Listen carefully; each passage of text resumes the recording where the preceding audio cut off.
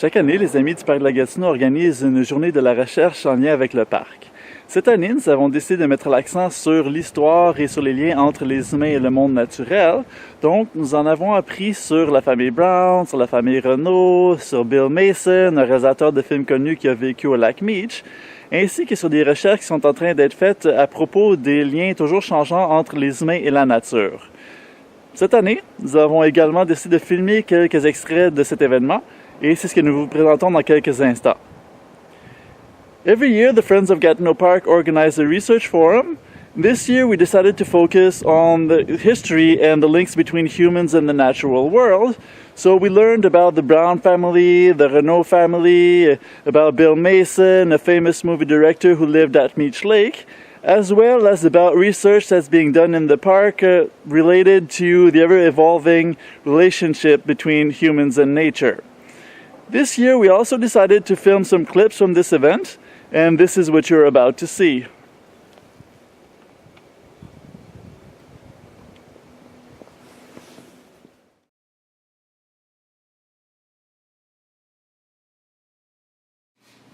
Okay, so many of you know Bill Mason, so he was a filmmaker, canoeist, and painter.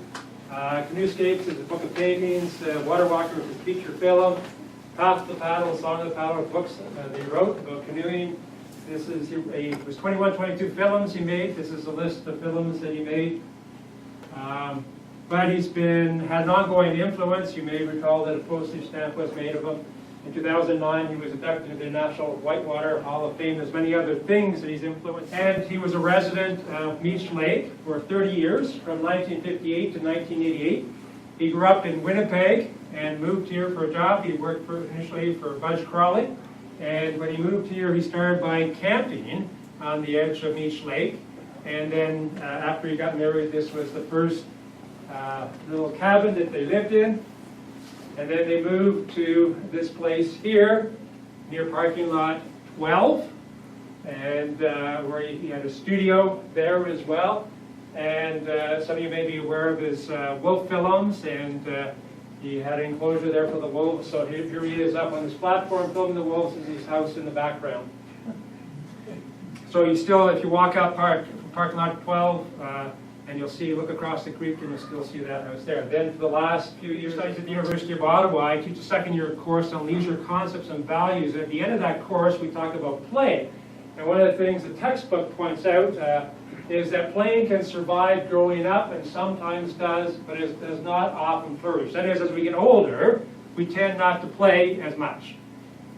So when Bill died in 1988, in November, the minister who gave the last closing prayer at that service began his prayer by saying this: God, the creator of all things, we thank you for one who taught us that it was all right to play. So he was someone who taught us to play. So basically then this presentation is about what his play ethic is. And so the methodology that I use as a researcher is inductive analysis. I reread and re-looked at his films and his writings over and over and over again. And what I was looking for was themes related to his thinking and his actions related to play. Je vais commencer par me présenter. Donc, je m'appelle David Jacquelin et je suis anthropologue à l'Université d'Ottawa. Et je dirige là-bas un groupe de recherche qui s'appelle le HAL, Humanimal Lab. D'habitude, on travaille dans ce laboratoire sur des terrains dits exotiques. Donc ma spécialité, c'est plutôt l'Afrique du Sud, le sud du Pacifique, pas du tout le Canada. Mais je suis arrivé dans cette région il y a presque 3 ans. Alors pour moi, ça paraît une éternité, mais au vu de tout ce qui a été dit depuis le début de la journée, je me rends compte que mes racines, elles sont toutes petites. Alors c'est plutôt des ailes dont je vais parler aujourd'hui que des racines. Mais je me suis dit que l'université n'étant pas très loin, le campus étant de l'autre côté de la rivière, ce serait intéressant de préparer les étudiants ou les chercheurs à leurs travaux à l'étranger à partir d'ici. Parce que les problématiques auxquelles on s'intéresse, elles sont assez semblables. Il s'agit toujours de comprendre les tensions entre conservation et exploitation. Donc qu'est-ce qui se passe quand des espaces réputés sauvages attire l'intérêt ou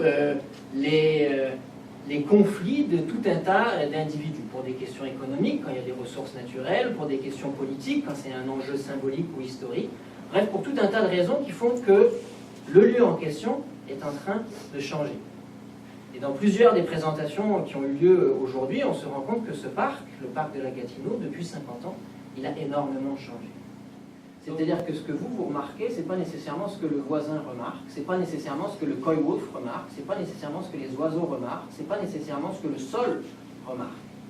C'est-à-dire que tout organisme vivant a un mode de conscience. Et que ce mode de conscience, on peut le cartographier. Donc ce qu'on essaye de faire ici, c'est de répondre à une question en fait à la fois très complexe et très simple, qui est qu'est-ce qu'on veut conserver quand on parle de conservation? Qu'est-ce qu'on souhaite conserver? Parce qu'évidemment, en fonction de la réponse qu'on apporte à cette question, les conséquences peuvent être très différentes. Est-ce qu'on conserve les usages qui sont les usages des humains? Est-ce qu'on conserve une espèce que des biologistes, par exemple, pourraient avoir isolée, cartographiée, étudiée, et dont on pourrait avoir montré l'importance pour l'écosystème? Autrement dit, si on ne remarque pas les différentes existences dans le parc, comment pourrait-on les conserver? Et si on ne remarque que certaines présences, alors il y a fort à parier que ce soit celle-là qu'on veuille conserver. Donc ici, ce qu'on essaye de faire, c'est de décaler un tout petit peu la perception en mettant ensemble ce que tout un tas de gens peuvent remarquer dans le parc. Et du coup, ça crée des cartes qui sont d'une richesse incroyable, où on est capable de mettre ensemble ce que sont les modes d'habiter de tout un tas de gens. En gros, on est un groupe de recherche, pas très loin ici, à l'université, et on explore le parc avec des outils qui sont des outils inédits. Ce que ça donne, c'est ce genre de choses, mais qui, encore une fois, est expérimental. Donc si ça vous intéresse, de partager avec nous ce que le parc est pour vous, et pourquoi est-ce que selon vous ce serait important de le conserver, ou pas, ou de le changer, alors on est intéressé à vous écouter et à recueillir tous ces rapports au parc. Parce qu'il est très clair que le parc a changé au cours des 50 dernières années, et il est appelé à continuer de changer. La question, c'est dans quelle direction? Et il me semble qu'on ne pourra pas prendre de décision sans avoir consulté. Et ça, c'est des règles de consultation.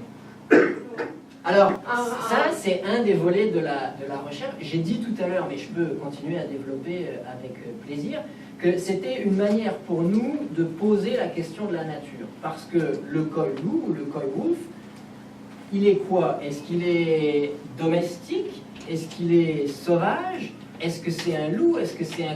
Comment est-ce qu'on conçoit cette nouvelle espèce? Elle arrive parce que l'environnement change. Donc, c'est étonnant parce que d'habitude, les loups et les coyotes ne partagent pas les mêmes territoires.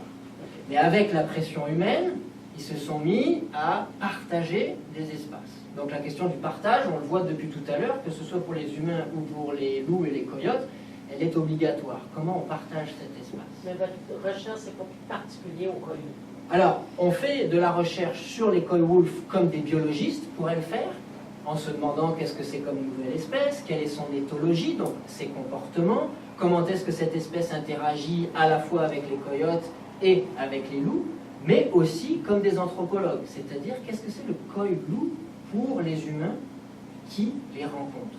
Est-ce que c'est considéré comme une peste, et donc il faudrait s'en débarrasser? Est-ce que c'est considéré comme quelque chose d'unique, et alors il faudrait essayer de le préserver parce que c'est pas tous les jours qu'on découvre une nouvelle espèce? En général, c'est plutôt le contraire. On nous apprend tous les jours que des espèces disparaissent.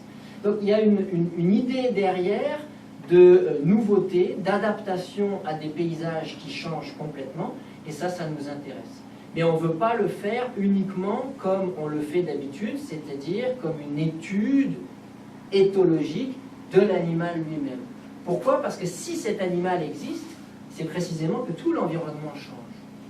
À commencer, la présence et le rapport que les humains ont à cet animal. Donc, c'est une étude hybride qui s'intéresse à un animal hybride. Est-ce que ça répond un peu à la question? C'est parfait. Ok. Nous espérons que vous avez apprécié ces extraits. We hope you've enjoyed these clips.